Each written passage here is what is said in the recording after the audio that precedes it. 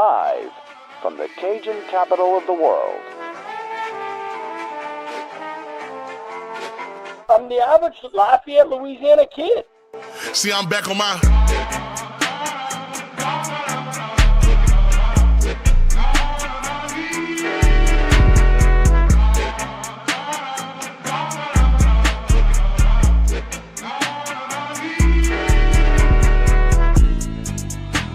Hey, fellas. Hey, Raging Review said, congratulations. Say what's up, y'all. Yeah!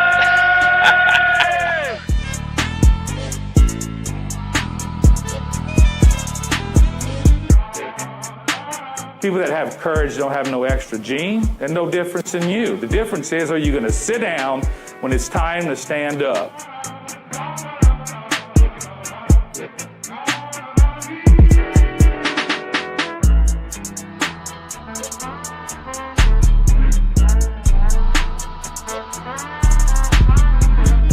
Welcome into a post-game edition of Rage and Review. Kind of unexpected.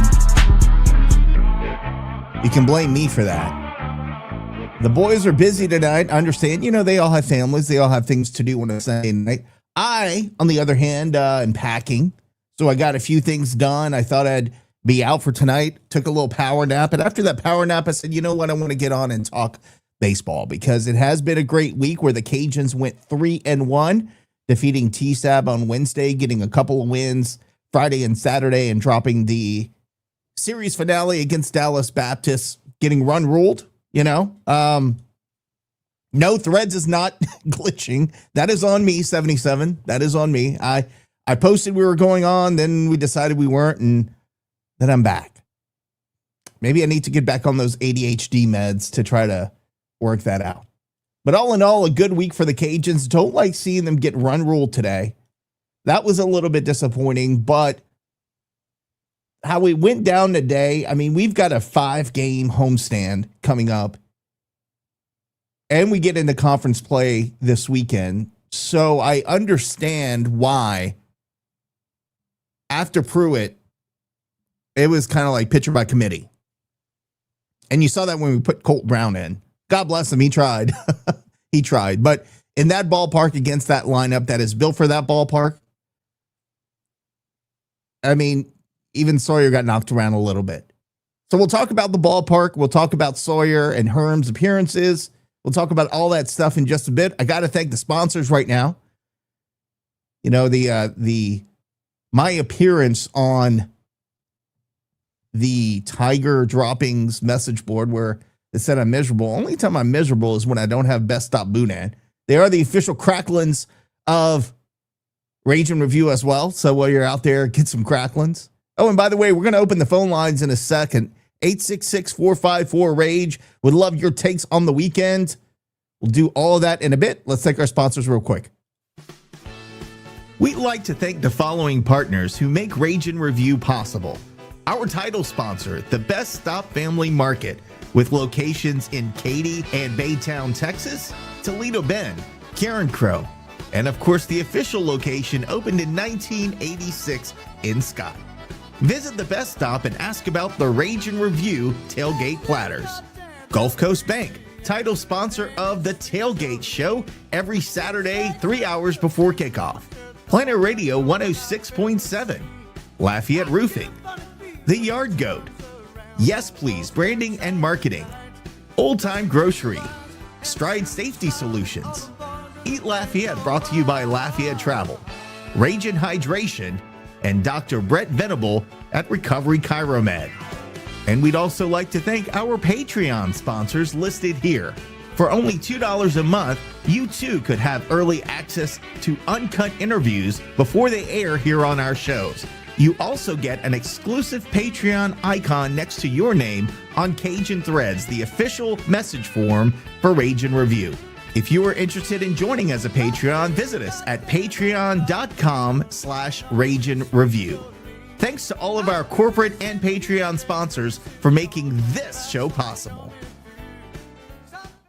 And thanks to all of y'all for joining us tonight, including RC, who said he wouldn't be watching, but guess what? RC is watching. So appreciate you chiming in, boys and girls, but let's get to it. Let's talk about our weekend, of course, starting on Friday. Let me pull up the stats real quick. Again, I'm slow. I'm getting a little bit old in my time trying to get all of this sorted out.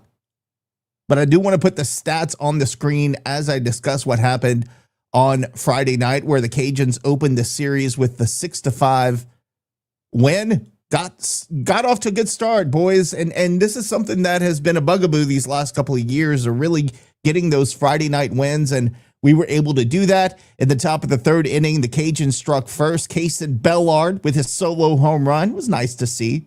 Just the start of many homers we would see this weekend. It's, of course, the first of his season, and I believe his career. Puts Louisiana up 1-0 early. In the top of the fourth, Louisiana added to the lead. Drew Markle with a nice single. He was followed by Lee Amadei, who is a doubles king. Got him to third base, and Colt Brown from behind the plate. He comes in to deliver a 2 RBI single to center, scored both of them, and we went up 3-0. 2 hits with runners in scoring position was really what we wanted to see to open this series. In the bottom of the fourth inning, Dallas Baptist, they started doing their thing. Dylan Cupp walked, and then Schlegel crushed a 2-run homer to the left, his first of the season. You don't see that guy hit the long ball quite a bit, but in that ballpark, I am surprised that he has not. That cut the deficit to 3-2, and you kind of felt like maybe momentum was shifting a little bit. But Donovan LaSalle, who was, I think, the MVP for the weekend, goes yard, blasts a solo homer to left center, his second of the season, and Louisiana took a 4-2 lead right before DBU came back and rallied again. In the bottom of the fifth, Ryan Martin, with a solo home run of his own, made it a 1-run game, 4-3. DBU took the lead in the bottom of the sixth. Bergault led off with a solo homer, another homer. Stop me if you've heard this before, tying it up 4-4, and then Dylan Cupp with a single, and we had a pitching change at that point. And you can't really blame Herm or really any of the pitchers this weekend for giving up the long ball. I mean, you could be a little bit concerned that it happened, but in that ballpark, that looked like backyard baseball, 1997 on the PC, you got to feel that it was going to happen, and it was part of my concern with bringing in Pruitt later in the weekend. But then again, they got to be in the situations where they fight through things like this. So after the pitching change, there was a walk to Cooper Neville and Jake Bennett as well to load the bases. And then there was a walk in to force the go-ahead run, giving DBU a 5-4 lead, which kind of gave you the EBGBs, made me feel a little not great in the tummy. But then the Cajuns tied it up in the top of the seventh. Griffin Hebert walked to advance Donovan LaSalle. And then Lee Amadei single to the right, scoring Griffin to knot the game at 5-5. Another DBU pitching change came at that point. All knotted up going into the ninth. And then our boy Rigo Hernandez crushed a solo home run, his third of the season. And that was the ball game. 6-5 final score. Louisiana getting the opening day win. Offensive standouts from the game: Donovan LaSalle, 1-for-4 with a solo homer, 1 RBI and a run scored. Rigo went 2-for-5 with a solo homer. Again, stop me if you've heard this before. Solo homer. He had 1 ribby, 1 run scored. But of course, the big run, the big ribby that we needed at the end of the game. Lee Amadei continued doing his thing, 2-for-4 with a double, 1 run and 1 walk. Cajuns Bellard with his solo homer, the first of his career as a Cajun. He went 1-for-2 on the night. Colt Brown 1-for-5 with 2 ribbies and had a key single in the fourth. And then Blaze Rodriguez 3-for-4, doubled, had a strong multi-hit game. You love to see that from the shortstop. And then as far as pitching goes, Andrew Herman got beat up a little bit. 5 innings, 7 hits, 3 of them earned. He gave up 3 walks, had 9 strikeouts, but really after facing 2 batters in the sixth, you can't blame the guy for giving up the long ball in that ballpark. Sorry. And I liked what I see out of Garrett Carter. He ended up getting the win. And I got to say, both starting pitchers did a good job in this game. But Garrett Carter comes in and gets the win. He pitched 3 1/3 innings, gave up 2 hits, no earned runs, 3 walks, and 1 strikeout, only 54 pitches tossed. So maybe we see him Maybe we see him in the midweek, which is going to be, again, a weird week because, they got a lot going on this week. They got UTRGV coming in Tuesday. They've got McNeese State Wednesday, 3-game series this weekend to open up conference play. So a lot going on this weekend. Cajuns are going to need as many arms in the bullpen as they can get. The final score, 6-5, and you're feeling good. We're like, we got that Friday night boogaboo off our backs this year. It felt good. Got a good night's sleep on Friday, and then it was time to move on to Saturday, where the Cajuns got a nice 11-6 win, in which, if we're being honest with you, Dallas Baptist did a lot of the work for us. And we'll talk about the hitting, I wouldn't say hitting woes, but the hitting concerns that we had today. And there were a couple of situations this weekend that you didn't feel like we had an opportunity, or you felt like we had an opportunity to blow things open, and we never did. We never got that key hit. But things started off in the top of the first, where Drew Markle walked and scored on Arrigo's RBI single. Lease Amadei singled and scored on Colts RBI as well. Set up an early tone. A little bit of small ball offense going on for the Cajuns at the top of the third. Donnie LaSalle with another solo home run to left field extended the lead 3-0. Colt Brown was hit by pitch in the top of the fourth and scored on Maddox Mandino's RBI single to center. Mandino tried to stretch it into a double, and yeah, he was out. He was a dead duck at second. But that put the Cajuns up 4-0. And then in the bottom of the fourth, here comes DBU again. Krause had an RBI single to score Neville. Martin's grand slam home run down the right field line cleared the bases, and just like that, you snap, DBU is up 5-4. Now, the one thing you know about the Cajuns, especially in football, is during a rain or lightning delay, things get a little weird. Things get a little strange. And that certainly happened because the Cajuns rallied for 4 runs in the top of the 6th against the DBU relievers. Spalita singled and stole second. Brown, Rigo, Mandino, Collins all walked. Markle was hit by pitch. Amadei was walked. Amadei, listen to me. Amadei was walked for another RBI. Again, the relievers did us a favor in the 6th. Didn't really have to swing the bat a whole lot. Put up the Cajuns 8-5. DBU Schlegel led off with a solo home run to right field. Another home run in the bottom of the 7th. Cut the deficit to 2 to make it 8-6. And then in the top of the 8th, Collins hit by pitch. LaSalle hit by pitch. Markle hit by pitch. And then Amadei. We need to start calling him Doubles Lee with a 2 RBI single up the middle, scored 2, providing insurance for the Cajuns to go up 10-6.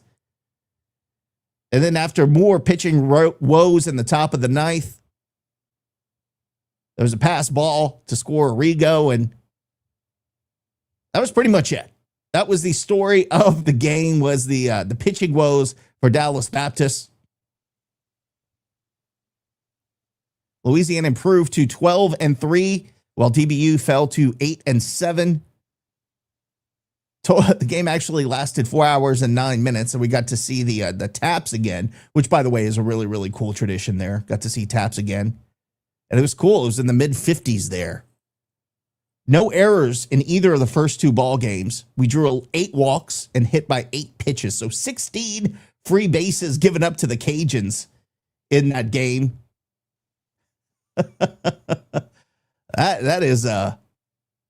That's crazy. Tillett earned the win. He's 3-0 on the season. He allowed 5 earned runs over 5 innings, 5 hits, 2 walks, and 3 strikeouts. Ty Roman, 2 1/3, gave up 1 earned run.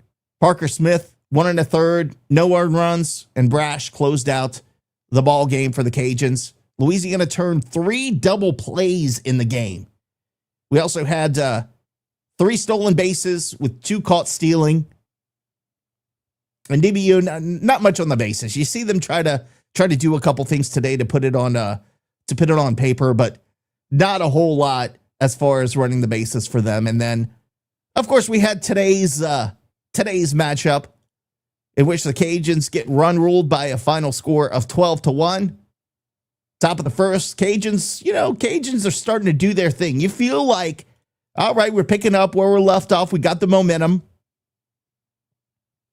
Donnie LaSalle double down the left field line. A wild pitch advanced him to third. And then a sac fly from Markle plated LaSalle to put us up early 1-0. And that was the only run we scored in the entire ball game. 1 run, 6 hits, 1 Cajuns error. There are a couple of misplayed balls that don't go down as errors on the scorebook, but, not ideal, not what you want to see out of the team today on a Sunday with a chance to sweep. You had I had at least a sneaky suspicion. There were a couple of innings that I told the guys it's kind of weird. These are weird innings. Weird innings for the Cajuns, just getting thrown out at third and just all kind of weird stuff going on in that inning. It just didn't feel good to me. It didn't have a good omen. But nonetheless, not going to be overly concerned about this, nor am I going to be overly concerned about Sawyer Pruitt's start in that ballpark. 4 2/3 innings pitch, 6 hits, 5 runs, 4 of them earned, 4 strikeouts through 65 pitches. Not worried about it. Take that back to the Teague. I'll be happy. Things will be a lot different. Now, the concern I do have is that even though that is a Mickey Mouse ballpark, you felt like the Cajuns played in the same ballpark as DBU did. Right? Cajuns played in the same ballpark as DBU did. We just could not get the big hits at the big time. And when I'm saying that, I'm talking about getting our own grand slam. I mean, how many grannies were there? 2 this weekend? There was 1 today for sure. I know there was 1 on Friday. You felt like you had an opportunity to break it open a couple times with the long ball, Donnie LaSalle today. With bases loaded. He was either two on or bases loaded. He hit a deep fly ball to center that was right at the track. Seemed like DBU, every time they got something in the air that was going out of the ballpark. They know how to play the ballpark, and they're good hitters. That team is built for that ballpark. And you can understand why. You look at their record this season, they only had 1 loss going into this series against us this entire season. Now, on the road, not so great. Got swept at New Mexico State.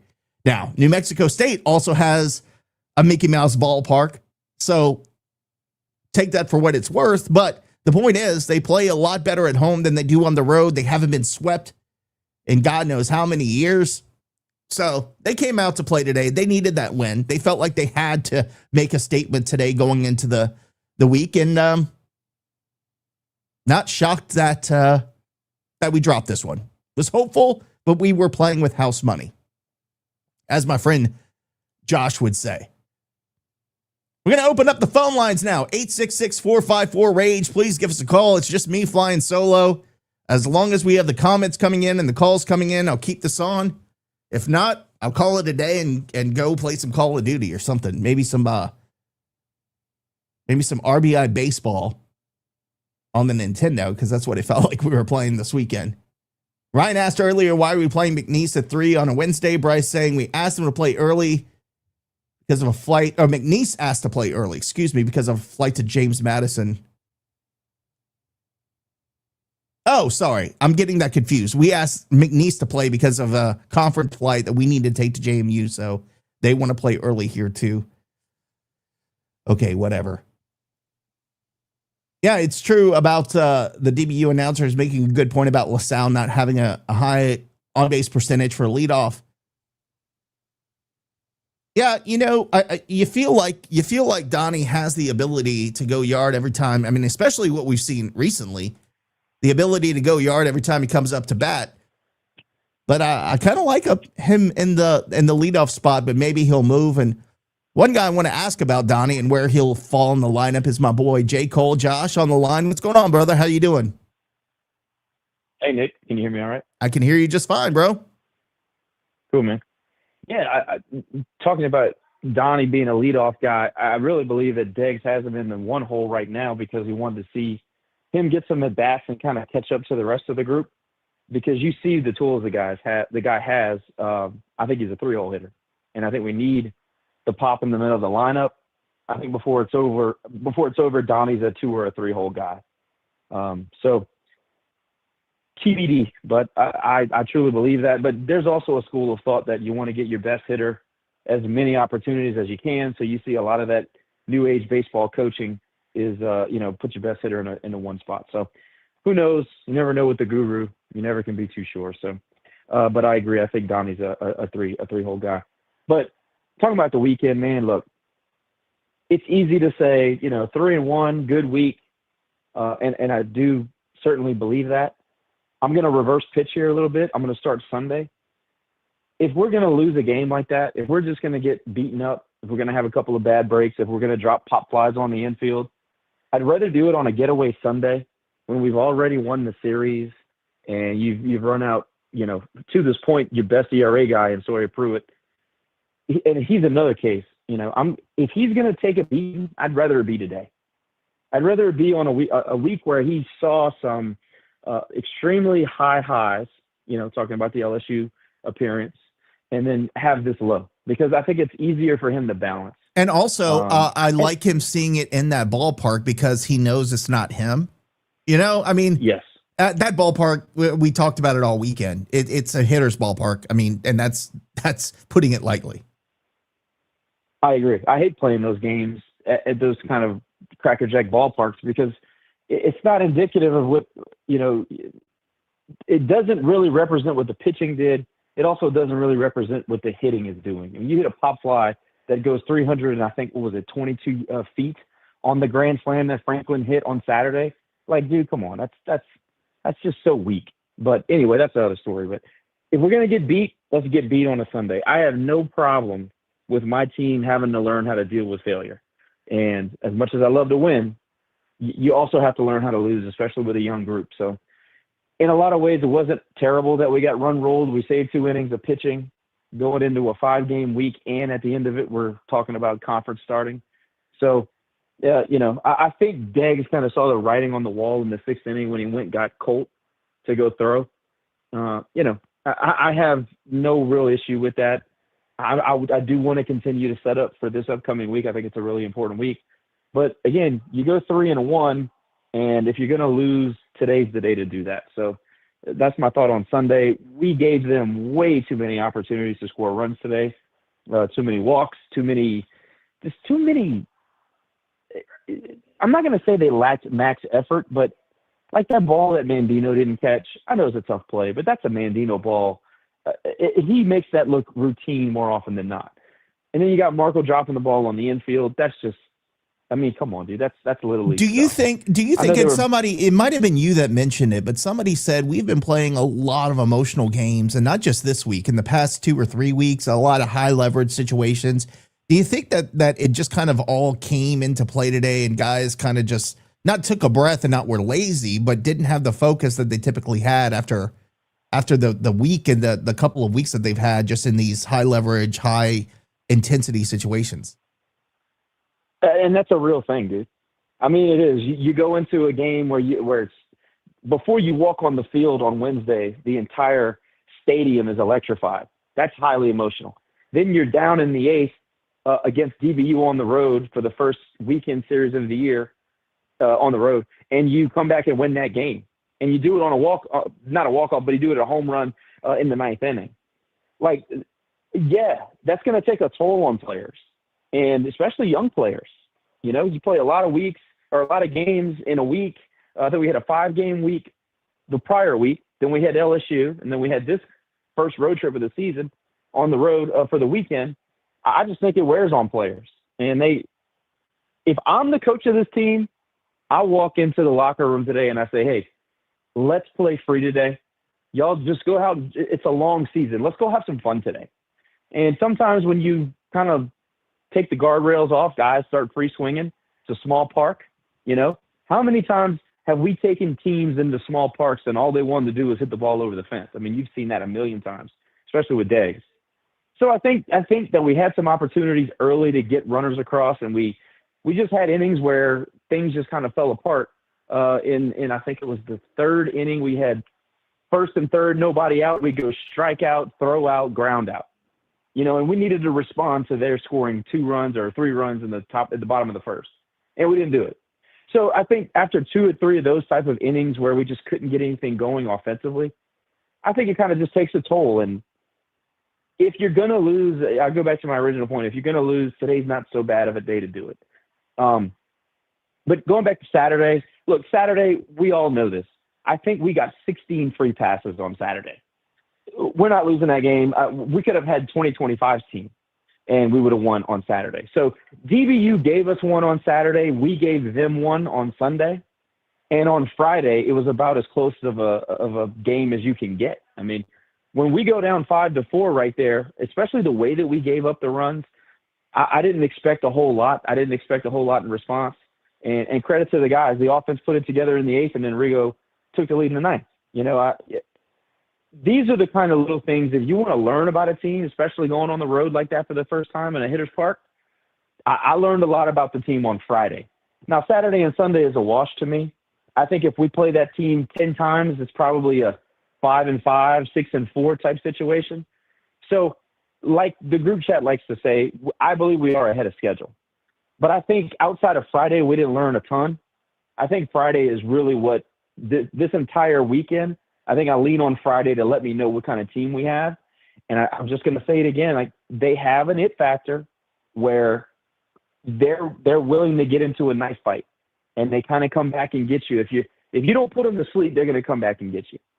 Big knock by Rigo, obviously, but a lot of guys did a lot of winning baseball on Friday, played a lot of winning baseball, did small things. Colt Brown, Mandino, Drew, like just small moments, moving runners, getting bumps down. When the games matter most, we tend to rise. We tend to rise to the occasion. I know it's early in the season, but we tend to have that little bit of something that allows us to continue to fight. And I love seeing it. And the other thing is we moved the pitching around. We moved Herm from Saturday to Friday, and it's a routine thing. You know, I've been hollering about this Deggs regime and not treating pitching routines like it matters. One thing about Sandy so far that I've been impressed with is his ability to kind of commit to that routine and let guys know what they are expected to do in a certain position or a certain circumstance or you know, when they're going to get the start or whatever. I think that when you move that routine, it impacts pitchers psychologically, all that. We've been arguing to keep Herm on Saturday, moved him to Friday. And look, he didn't do terribly. I'm not saying that. But he was a little bit more gettable, still walking guys, gave up a couple of knocks. You know, you got to give him credit, the entire team. I mean, you got to give him credit for fighting through that shuffling of the pitching staff and you know, getting runs in the late inning to win a game on a Friday night. So there's some things this weekend that you can nitpick, but I think overall it's a positive. We leave with 2 wins. You know, that's always a positive. But I really liked. I even said this in the chat. I said I think that DBU on Friday night was one of the top 5 most impressive victories in the Deggs era, just because of all the things that were going on, just because of the spot in the season, because you're coming off of that LSU victory in that emotionally charged environment. They showed me a lot on Friday, and you know, obviously Rigo sitting there with that big knock, and I also saw his smile on his face, and you know, it just kind of gives you a little bit of insight about how this team is put together. Yeah, you know, you mentioned it, and I'm gonna use the quote from I think it was Casino about Nicky Santora when they said you beat him with a knife, he comes back with a gun. You beat him with a gun, you better kill him because he'll keep coming back. Like that's kind of how you felt about this team, and you've seen it so many times this season. And by the way, I love the chirping in the dugout this weekend, man. First of all, shout out to our fans for showing up at DBU because they outnumbered them, especially Friday night. It was loud as hell. Sounded like a home game. Oh, it was amazing. And then you had the chirping in the dugout, and those guys. Look, I'll stand by it that our dugout and our fans rattled that pitching staff on Saturday night, and that's why they gave up 12 free bases, because we got in their heads. That was fun. You know, as just kind of like evaluating the team, I don't want to see all those free bases. I want to see us go earn it. But I'm always going to take a victory if you're willing to give it to me. So that's kind of how I felt about that. I don't take a whole lot away from Saturday. Obviously, you got to take advantage when they give you gifts, but even DBU made it hard not to take advantage of it. I mean, my God, we had eight or nine hit batsmen in that game, let alone not even talking about the other 6 or 7 walks that they gave up. So hard to evaluate. And I take the same stance on Sunday. Like, that's not the Cajun team we've seen through the previous, 15 games, So I evaluate the series based on what happened on Friday. And when our best went against their best, it was pretty even, but we found a way. And I still have major concerns about the offense. You saw Trabar's kind of started off really hot. He's come down to earth, looked like a freshman this weekend. I made that comment. The older guys, outside of Lee, and shout out Lee, what a professional that guy's becoming. But the older guys are starting to kind of waver, and I'm worried about that. We have got to become an offense that is able to go out and hit our way to victory. I'm not saying I don't trust the pitching staff, because, again, the pitching staff has been as stable as you can possibly want to this point, today notwithstanding, but I'm not even considering that. But we have got to find it in ourselves. We got to find whatever lineup works. We got to find the pieces that complement each other to be able to play the type of offense that Deggs is trying to play. Shorten the game, spin the game, hit the ball for power. We still lack pop, and I'm not going to get on Spalita too bad, but I got to mention him. He's scuffling. And when he started the season in the 3-hole, yeah, he hits the ball hard. Y'all are right about that. But he's not in the game to hit the ball hard for a single. Spalita was supposed to supply the pop, and it hasn't been there, unfortunately. Colt Brown is a freshman, and he leads the team in doubles, and I think he has the highest slug on the team. That should not be. He should be a complimentary piece at this point. And shout out to him. I mean, the guy's doing his thing. But he should be a complimentary 6, 7, 8-hole hitter at this point. He should not be sitting in the 4 and 5 hole trying to be the cleanup guy, trying to get RBI for us. That tells me that this lineup is not working out the way Deggs, planned for it to. Now, Donnie's injury throws a little bit of a wrench in it, but I think in the end you're going to see, in an ideal world when guys are all together, I think Mandino's 1 or 2. I think Blaze is 1 or 2, somewhere in there. I think then you see Donnie 3 or 4, somewhere in there. And I don't want to have to rely on my catcher to be a 12 to 15 homer, 60 RBI guy. If he does it, great. But I don't want to have to rely on that for offensive numbers. So anyway, long story short, the offense is still leaving a lot left to be desired. We've got to figure it out. That 11 spot on Saturday is not indicative of how we've been playing offense, how we've been hitting the baseball. Yeah, I agree with you. Still too much of a struggle. And look, honestly, going back to today, when you have decimated the bullpen the way that we decimated DBU's bullpen over Friday and Saturday, you can't score one time. And you made the comment, we played in the same park. We had a couple of bombs this weekend, but we have got to find some power in this lineup. We have to. Because scoring 1 run today is not acceptable. It was some horrid baseball on offense for, the first, I would say, 4 to 5 innings. And I think we kind of just nailed it in the last 2. But it's still an issue. Shout out to the team for finding ways to win to this point with the lack of pop. But if we're going to play our style of offense, everything can't be we're waiting on you to give us a walk or hit a batsman or drawing walks, from our offensive standpoint, or just bunting for hits. We've got to find a way to lengthen the field. And to this point, it's just not there yet. Yeah, I think we got what we could out of the pitching. I mean, we're a quarter of the way through the season. That's going to start catching up with us because, I mean, you saw it today. Pruitt's tape has gotten out. They're going to start adjusting to him and all the other pitchers. So now our batter's got to figure it out, right? Let me talk about Pruitt today. Yeah, and by the way, that wasn't a shot at Pruitt. I'm just saying, like, it's a long season, and I'm not even.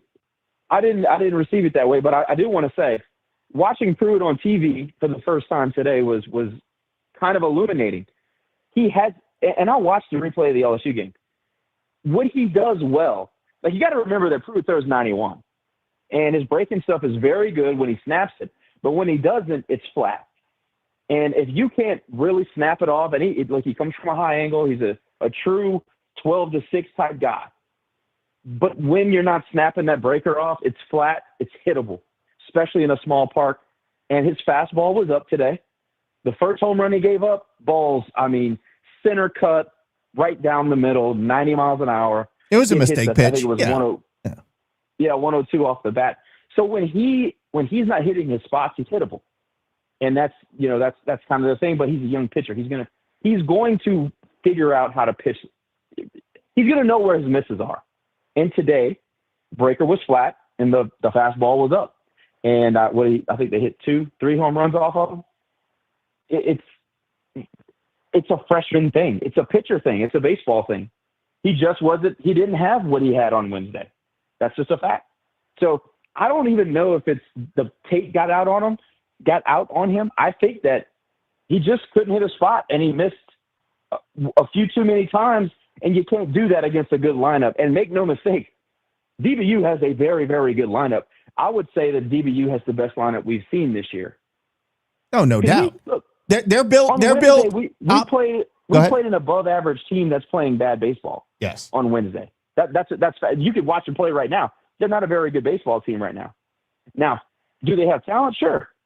But I'm talking about production. DBU this year and last year, they produce. That's the best lineup we've seen, and we did it in their park, and we still won the series. So, yeah, it was a little concerning at times with Pruitt, but I still think he just wasn't himself today.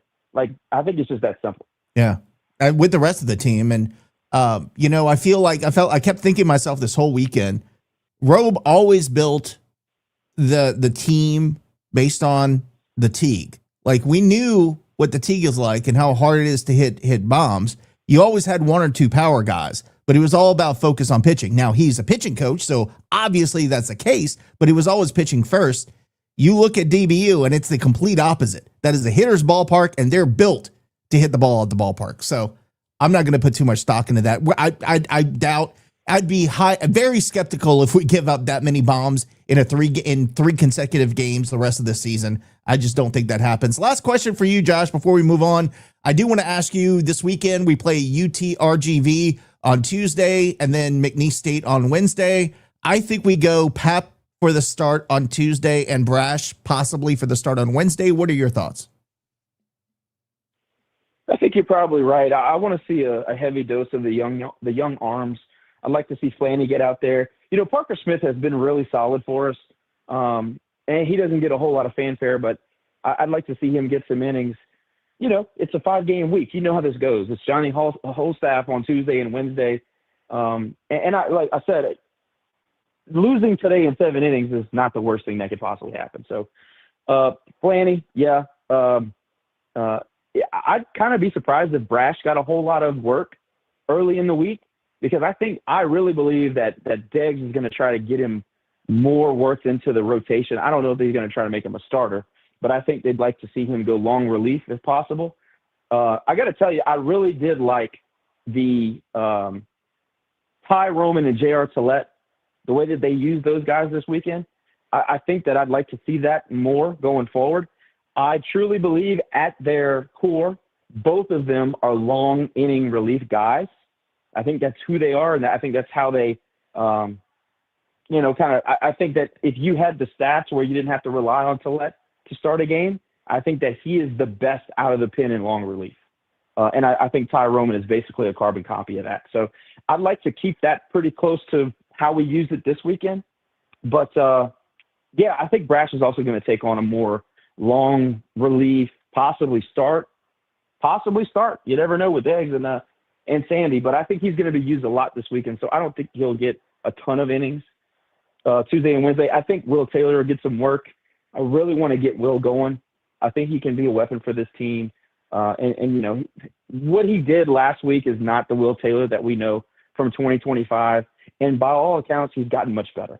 So there's some guys, you know, you got to see Cajuns Alfonso this weekend. Shout out to Cole. But, look, you know, we need 9 arms. You know, I think that I would be lying to you if I didn't say that we're already starting to plan for, you know, early June. And there's nothing wrong with that. We're fans. As a fan, I know that we need 9 reliable arms. And I think right now we're 5-ish, maybe 6. So let's continue to work through it. We start conference this weekend. So, you know, we got to find out who we can trust pretty quickly. And I think that that's what Sammy's trying to do. So, yeah, probably see some names we haven't seen get a whole lot of work on Tuesday and Wednesday. Not saying they're not important games. They're all important. But if I lose to McNeese and then I go sweep on the weekend, you know, did that even happen? Who cares about that, you know? But, yeah, it'll be interesting to see what they can put together. I like what Flanny's been doing. I really like what Parker Smith's put on tape so far. And those are 2 guys that – and also Pat. You mentioned Pat. I think Pat needs to get a start. That'd be nice. I thought he was going to start on Sunday, to be honest with you. But we'll see, Nick. I mean, hey, look, in the end, I don't really think we learned a whole lot about the team this weekend. I think it's great to win.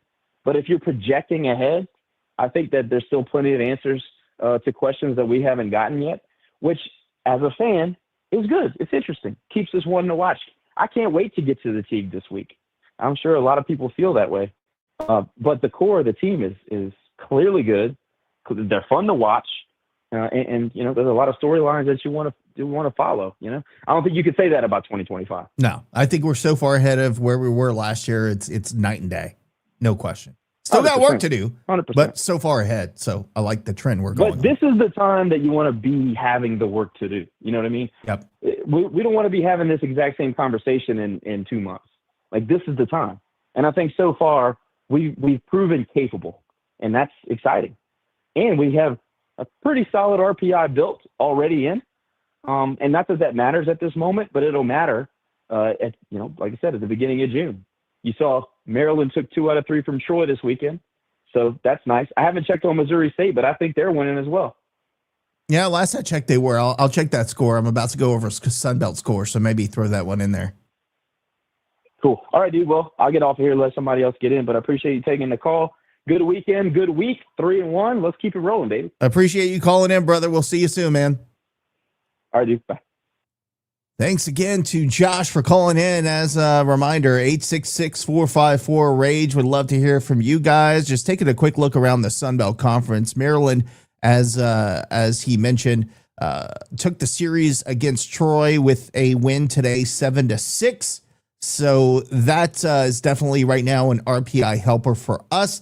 Also, Texas State, even though they're going to the Pac State Conference, they are still within the Sun Belt with a pretty damn good RPI, and they won the series today 4-3 over Washington State. Marshall sweeps St. Bonaventure with a final today of 25-2. So that was a big win for the Thundering Herd. Also, in 6 innings, East Carolina gets the win over Coastal Carolina 10-4. Coastal was going for the sweep, but couldn't get it done today. You know, East Carolina always has a strong baseball program, so not going to hate too much on Coastal, especially after losing their top 2 pitchers. When those guys come back, they will be very dangerous later in the year. Georgia Southern ends up beating Tennessee Tech 11-6 today. East Tennessee with a 13-0 win over James Madison. Now, I don't know how that series ended, but that was a very kind of like our deal, you know, just one of those Sundays games, but ended up East Tennessee getting the big win over James Madison. Louisiana Tech gets the series win over South Alabama by a score of 6-1 today. Southern Miss sweeps North Alabama 9-2. By the way, a little bit of a controversy over in the Roost at Southern Miss. Hopefully we can get some of our Southern Miss fans to chime in this week to find out exactly what happened. Cloverleaf Mall had a picture of a guy walking through a metal detector. So I think there was some kind of beef between the folks in the outfield and the folks in the Roost. But we got to do some investigative reporting there. Arkansas State, man, keeps rolling in a series win against Oral Roberts. The final score today, 7-0. ULM, hey, they get the win over UTA. ULM still with the highest batting average in the conference, 12-2 over UT Arlington. Don't sleep on the Warhawks this season. Of course, Dallas Baptist with the 12-1 win today, and then App State sweeps Presbyterian 13-4 on the weekend. We got a guy from New Orleans on the phone. Jerry, what's going on, brother? Hey, what's up? I'm back. I am back into 337 now, so I'm back to my normal civilization. Jerry, I can't tell you how excited that makes me hearing that. I really am so thrilled to hear. But I had some good boiled crawfish yesterday that was non-dusted, but that's okay because like I said the other night, I can eat it either way and it's still delicious. All right. Well, there you go. And by the way, I just have to say, while you're talking about this, I do want to bring this up because I don't want to forget Missouri State swept Memphis this weekend. So RPI is doing pretty well. And Josh, I don't know if you heard his call a little bit earlier. It's a little early for the RPI game. I know we're talking about quad stuff and we're looking at the RPI and how it's playing out now. But Missouri State's sure helping us out. TSAB, not so much. I think they're still down 5-0 to Sac State. But Missouri State doing us some help. Yeah, they are. They're down. It's I think it's 5-1, top of the eighth. So they're actually on the verge of TSAB's on the verge of losing the series to Sacramento State. And look, I know we're still in the month of March when it comes to RPI, but as a fan, like once you get past about this time of year, about game 15, it is fun to follow, and it is fun to be in that conversation. I mean, the last 3 or 4 games, it's cool to see like 11.7 showing highlights of our team and Kendall Rogers talking about our team. I mean, the NCAA and ESPN sharing our game score. Yeah. Like, that's freaking awesome. I mean, since when does ESPN, like the main page, talk about a midweek baseball game, right? And the first time I've seen it was when we beat TSAB the other night. So, look, this national publicity has been great. And the beauty of it is I don't think the team has let it get to them. I got to say, I told this to Josh at the game on Wednesday. I think I mentioned it to you too, Nick. Honestly, I would have been happy with 2-2 on the week. I would have been happy with 2-2 with the team that's continuing to learn because of the fact that we still have a lot to – I think Josh said it on the call. We still have a lot of things to kind of find in ourselves. I would have been happy with beating – we beat TSAB the other night. Then you go to Dallas Baptist. Even if we would have taken one game but then battled them the last two, I wouldn't have been happy about losing the series. But I would have been satisfied enough to know, okay, we competed. But, I mean, it went completely opposite. We took care of business on Wednesday, and then, Josh made a good point about how we fought back to win. He says that it's probably one of the top 5 wins in the Degs era. I actually have to agree with him on that. I mean, usually you go play a team on the road like a Dallas Baptist. You play in that Cracker Jack ballpark, right? They got their own off of Herm. They hit a few home runs off of them. But it's hard to win in a stadium like that when you get down late in the game. And our guys just grinded back in those final 2 innings. And then how about Rigo, man, coming in that 2-out strike 2 pitch, just nails it to right field.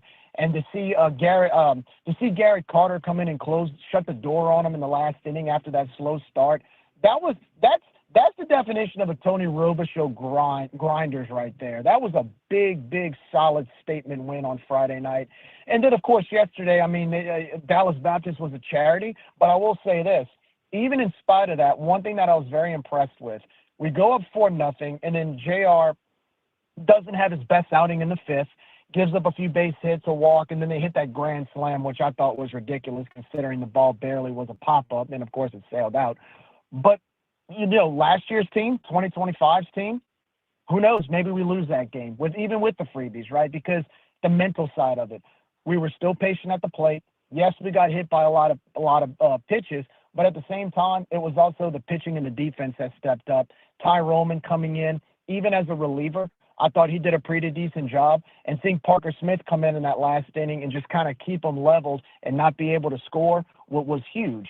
One thing that really satisfied me yesterday was the fact that they, even in that ballpark after that 5th inning rally, they only scored 1 run the rest of the game. Of course, I know the rain delay helped with that, but when you go play on the road against a really good team like that and you limit them offensively, Number one, that tells you that we have the mental toughness to do it. And number two, I love seeing the fact that our pitching staff continues to develop and improve.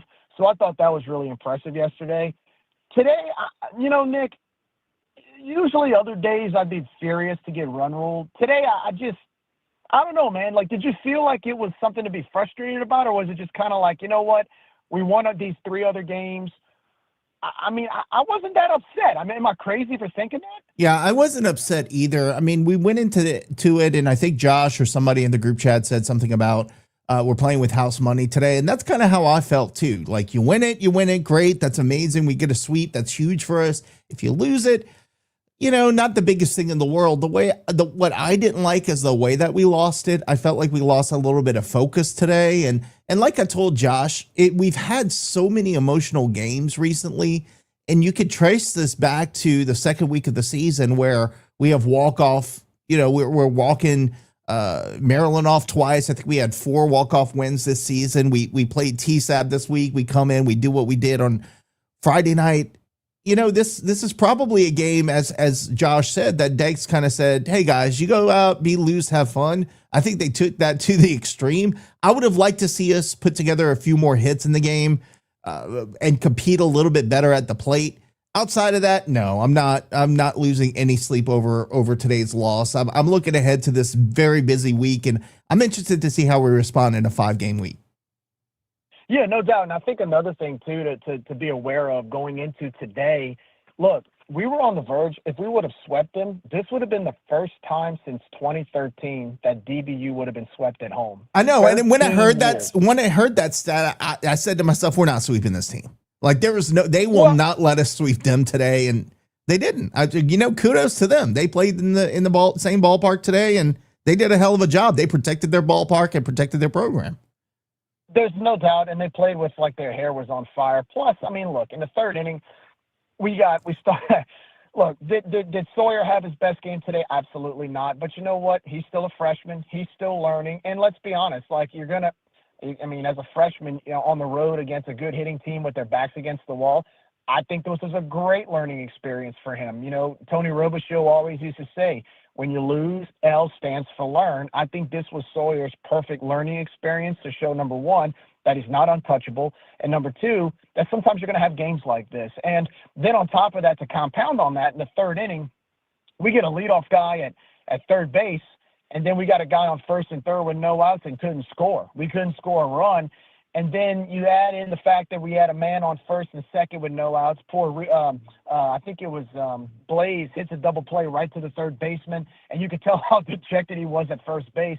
When you have stuff like that happen and they're just hitting on you and you can't respond offensively, I think at that point that's when Deggs was like, you know what, it's almost like we're going to treat it like an exhibition where I'm just going to go play whoever. I mean, the fact that he put, like you said, he put Conway in.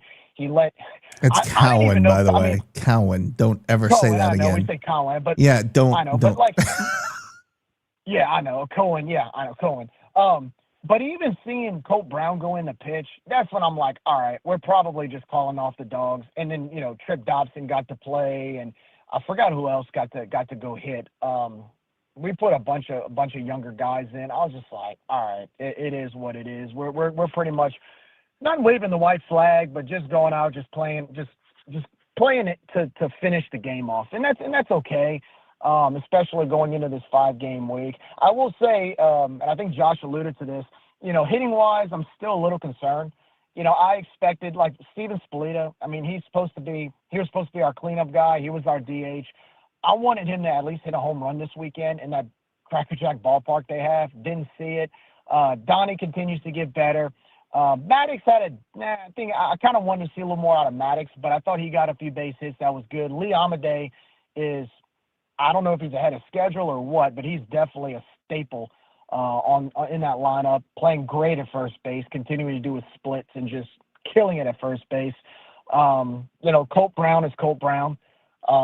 I mean, we know what we have. Rigo is Rigo. He gets on base, that key home run the other night. I think Blaze is he's declined a little bit, but as a freshman, you kind of expect that. I think he'll be back. He'll be fine. But I expected a little more pop this weekend. I expected a little more pop consistently because I know Donnie hit 2 home runs. I'm trying to think who else hit a home run. Somebody else. Casey Bellard hit a home run on Friday. But I kind of wanted to see some more pop from some of the other guys. Like, I felt like we could have had some coming out parties in that stadium, build some confidence, kind of open the floodgates. And I didn't see it. So I was a little disappointed in that. I think we're continuing to find ways to manufacture runs, but I like to see some more pop. And I think that'll come in time. It's just now that window is sort of narrowing going into conference play. We're going to need it sooner than later. But pitching, I thought, playing against a team like that, they're going to get theirs, but we did enough to win those first 2. Fielding, we had no errors Friday and Saturday. I think we made 1 error today. I think it was Drew that made 1 error today, but we had 1 error all weekend. That's very encouraging. But overall, man, look, 3-1 on the week. Should we be ranked? Probably not. I don't know. I guarantee you we're probably a top 35 team, top 30 team. It'll be interesting to see what the polls show. And again, I know it's early, but as a fan, I'm curious about that. But no, man, it was a good week. It was, even outside of getting run ruled today, I'm very satisfied. And now we go into this 5-game week. There's going to be some challenges, but luckily they're all at home. And I'm gonna tell you, man, I like what I see in this conference, man, and I like what I see with sort of this, even though we're not in conference play, I think this conference is shaping up to be a fun race for the top 4, top 5. Maryland taking 2 out of 3 from Troy kind of surprised me. I thought Troy would protect their turf. They didn't, which kind of gives me some hope that we can finally win a series against Troy. We haven't won one in a while against them, so hopefully we can do that. And kudos to Coastal. Even with their pitchers being out, they took 2 out of 3 from East Carolina. And, yeah, man, it's, this is with everything that's happened, Nick, with football and basketball and all these sports struggling, it's finally good to see a team win, especially in baseball. So I'm enjoying the ride right now. I'll be at the T Tuesday night. And, hey, man, you're doing a good job tonight. It's funny. You kind of spontaneously decided, I changed my mind. I'm going to do a show. I like that. I'm glad you did it. But anyway, I'll be back Thursday night. And, no, man, go Cajuns. It was a good week. And hopefully we have another good week coming up. I appreciate it, man. Thanks for calling in. We'll talk soon, dude. All right, brother. All right. Jerry finally landed the plane. Gotta love the guy. All right. No, I agree. There were a couple of infuriating things over the weekend. Runners on the corners, nobody out, got nothing. And that was just a part of the weirdness that I saw today. And then I think when they got their first granny, it was kind of like one of those situations where they had they had a couple of weak, ground balls. One of them had English and kind of bounced up. I don't know. It was just every time something weird happened, it seemed like DBU did a really, really good job on capitalizing on it. Grant's asking, do you think we're going to be ranked this week?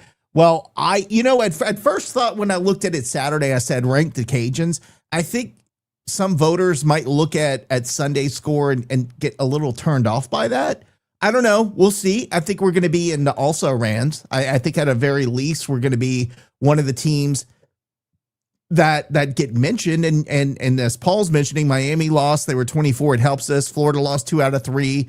Lots of movement in the rankings. A lot of ranked teams got beat this weekend and lost their series against teams that they should have beaten. So it'll be interesting to see what happens. May sneak in. I think we need to go. I think to be safe, for sure we need to go 4-1 this week if we want to be ranked. I think if we get ranked and go 3-2, I think we stay there.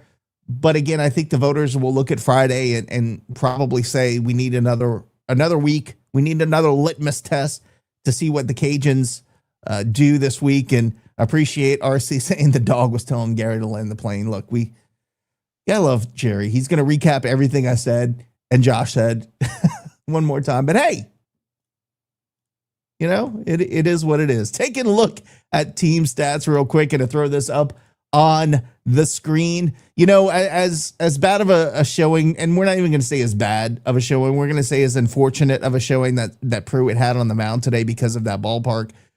His ERA is up to a whopping 1.48 ERA. Think about it. The guy came in with no runs or no earned runs through 19 innings And so that allowed him to give up a couple runs today. And his ERA is at 1.48, leading the Cajuns. Hayden Pearson at 1.2 ERA. But certainly, with the number of innings that Pruitt's pitched, that's very impressive. Herman at 2.8 ERA. Tillette's a little bit high, but again, love what we saw out of him and Roman today. Love that combination. Josh talked about it a little bit. Want to see maybe Flanagan this week. Parker Smith and Cody Brash, will probably see them on the weekend as well. And then taking a look at hitting stats, let's go back to that. We're still hitting 259 as a team. We're going into the weekend hitting 260. You thought you had a chance to bring that up a little bit. Not necessarily. Colt Brown hitting 345 and slugging 466.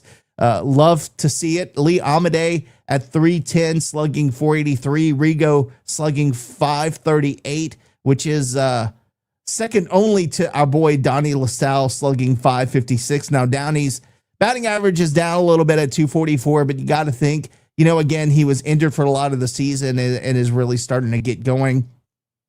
As far as home runs, Cajuns have 11 home runs on the season, and again, overall hitting 259 as a club. So you want to see that as we go through the next few weeks improve a little bit, because we got some work to do offensively, and then defensively we keep doing our thing. I think defensively we're at like 980 fielding percentage, doing really well there.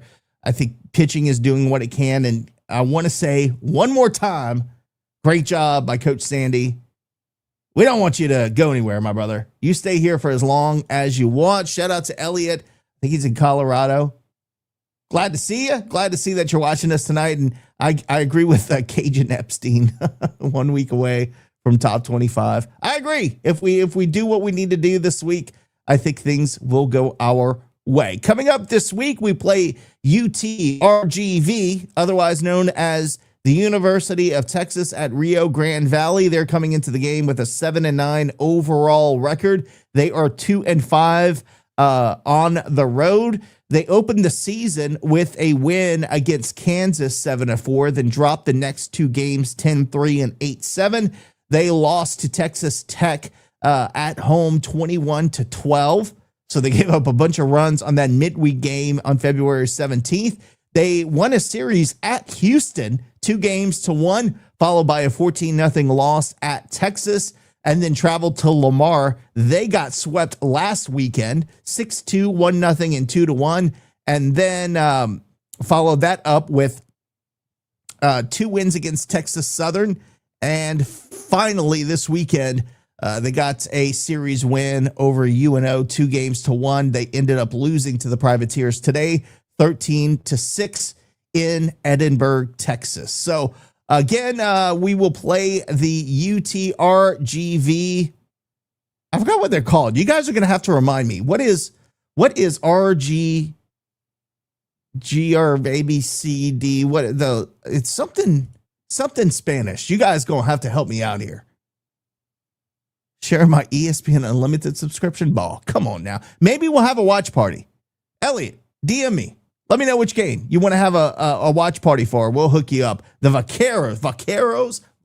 There you go. Thank you, RC. I knew it was some shawls like that. Taking a look at season stats for RTRG ABC. They're batting 240 as a team.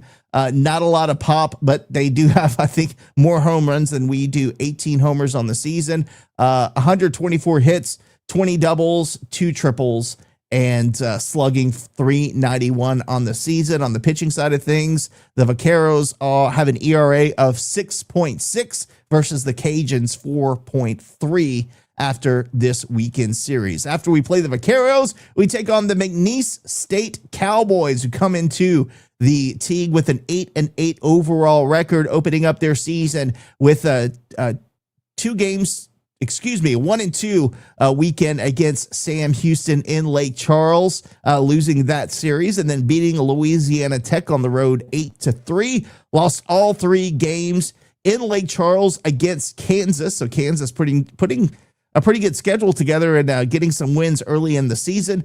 They did beat TSAB last week, or I should say a couple weeks ago, 7-6 at Alex Box Stadium, which it seems like everybody's doing these days. So I don't know how impressive that is anymore.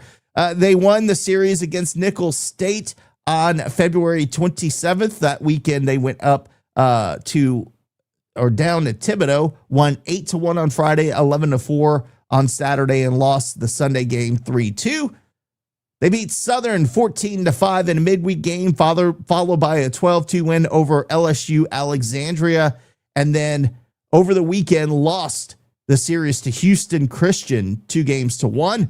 They lost on Friday 3-1, beat them 4-2 on Saturday, and lost today by a score of 12-4. Looking at McNeese State's stats as they pull up, I think they've got dial-up in McNeese because it takes me a little time to pull it up. Hayden Stringfellow leads the team in batting average at .367. He's got 22 hits, 4 doubles, 1 triple on the season with no homers and 12 RBI. The team does not hit the long ball a lot, same with the Cajuns. They've only got 10 homers on the season, and they're batting .257 as a club. As far as pitching goes, they're we got a pretty good ERA, 5.03 ERA through this point this season. So we'll be interested to see what we can do against the TSAB killers of McNeese State. And then, of course, we open conference play this weekend against an old rival. You may have heard of them before. They just unfortunately lost the series to Louisiana Tech and Ruston. They will travel to the Teague. That is South Alabama for a 3-game series starting on Friday night at 6 p.m. So it's going to be a lot of fun. Elliot agreeing a watch party would be sick. Maybe we do that for the McNeese State game on Wednesday, or even better, maybe do that for the opening series game Friday night against South Alabama. I think that's a better idea. So South Alabama watch party. DM me, Elliot. Might do that and can send you the link as well. Thanks, Ryan. It was UT Pan American. I remember them being in the belt at one point, I think, as UT Pan American, because I remember going down there or one time. Memories of, as you get older, your memories kind of fade. I agree, Elliot. Cajuns versus McNeese. That'll be a lot of fun. Cajuns cooking with some hot grease. Keep sizzling, no fizzling. I like that. We got Dougie in the house. Dougie, no talking about the jugulars, if you know what I'm talking about. Let's keep that out of the chat tonight. But it's been a lot of fun. Again, a lot of fun this weekend. A little frustrating today, but you take that with a grain of salt. Not going to freak out about it. Overall, Cajuns 3-1 on the weekend. Let's see what the TSAB Tigers are doing. Hold on. I can't help myself. Somebody help me out in chat. I know it was 6-1. Man, can you imagine if they lose that series? It's going to be another World Series. I told you, they're exhausted. They've been playing so many World Series games these last few weeks that TSAB might drop another series. Everybody's World Series against them. Maybe they'll calm down for that. 6-1 in the ninth. Yeah, not looking good for TSAB. That only hurts us. So while I like seeing their downfall, games like this, games like last night that they're playing in, not great for us.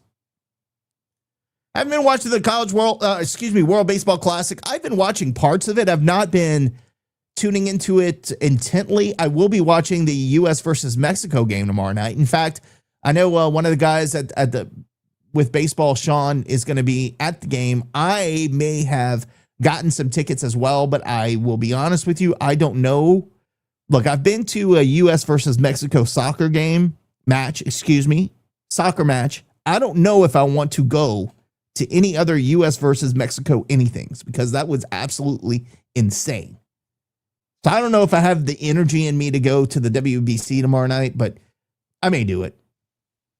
We'll have to see. RC and Jerry, the two biggest fans of Tiger droppings. I think Jerry sends me something every day from that. Even in like the middle of summer, he's like, look at what's on top, Tiger droppings. He'll deny it, by the way, if you ask him. He'll say, oh, it's just fun. I agree with you, Josh. Tanking our RPI. He got to figure this out.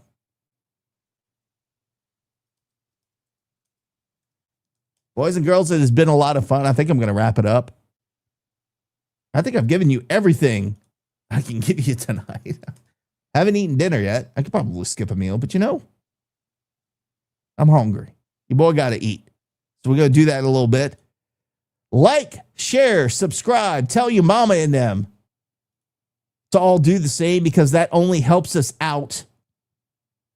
That only helps us out. That only gets us more views, more clips, and helps us out in the long run, bringing the content that we can to you all. So thank you for watching tonight. I appreciate you joining in, even though I said no and then I said yes, and here we are.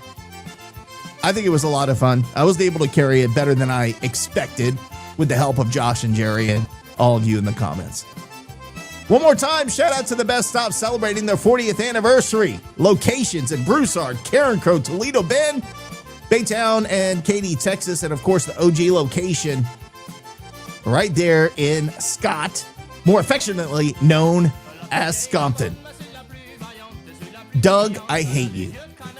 Until next time, we'll see you on Thursday night, 7:30, right here to preview the upcoming series against South Alabama. For all the boys, I am Nicholas. Y'all have a good rest of your evening. And as always, go Cajuns.